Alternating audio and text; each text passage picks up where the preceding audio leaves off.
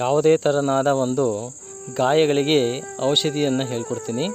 ಅದು ಸೆಪ್ಟಿಕ್ ಆಗಿರಲಿ ಅಥವಾ ಚಿಕ್ಕ ಗಾಯ ಆಗಿರಲಿ ದೊಡ್ಡ ಗಾಯ ಆಗಿರಲಿ ಯಾವುದೇ ಆಗಿರಲಿ ಅದಕ್ಕೆ ಒಂದು ಮನೆ ಔಷಧಿ ಅಂದರೆ ಗಿಡಮೂಲಿಕೆಯನ್ನು ಹೇಳ್ಕೊಡ್ತೀನಿ. ನೋಡಿ, ಇದನ್ನು ಅಡಿಕೆ ಸೊಪ್ಪು ಅಂತ ಹೇಳಿಬಿಟ್ಟು ಕರೀತಾರೆ, ಜಯಂತಿ ಗಿಡ ಅಂತ ಕರೀತಾರೆ, ಕೆಲವು ಕಡೆ ಅಡುಗೆ ಸೊಪ್ಪು ಅಂತಲೂ ಕೂಡ ಕರೀತಾರೆ. ಇದು ಎಂತಹ ಗಾಯ ಆದರೂ ಕೂಡ ತುಂಬ ಒಳ್ಳೆಯ ಒಂದು ಔಷಧೀಯ ಗುಣ ಇದರಲ್ಲಿ ಇದೆ. ಸೆಪ್ಟಿಕ್ ಆಗಿರೋದಾಗಲಿ ಯಾವುದೇ ಆಗಲಿ ಇದನ್ನು ಯಾವ ಥರ ಉಪಯೋಗಿಸೋದು ಅಂದರೆ ಈ ಸೊಪ್ಪನ್ನು ಚೆನ್ನಾಗಿ ಜಜ್ಜಿಬಿಟ್ಟು ರಸವನ್ನು ತೆಗೆದು ಅದರೊಳಗಡೆಗೆ ಸ್ವಲ್ಪ ಅರಿಶಿಣವನ್ನು ಹಾಕ್ಕೊಂಡ್ಬಿಟ್ಟು ಆ ಗಾಯ ಆಗಿರತಕ್ಕಂತಹ ಜಾಗಕ್ಕೆ ಇದನ್ನು ಹಚ್ಚುತ್ತಾ ಹೋದರೆ ಆದಷ್ಟು ಬೇಗನೆ ಒಂದು ಗಾಯ ಗುಣಮುಖವಾಗ್ತದೆ. ಆದಷ್ಟು ಈ ವಿಡಿಯೋನ ಎಲ್ಲರಿಗೂ ಕೂಡ ಶೇರ್ ಮಾಡಿ, ಕಮೆಂಟ್ ಮಾಡಿ, ಲೈಕ್ ಮಾಡಿ, ಹಾಗೆ ನನ್ನ ಪೇಜ್ನ ಫಾಲೋ ಮಾಡಿ.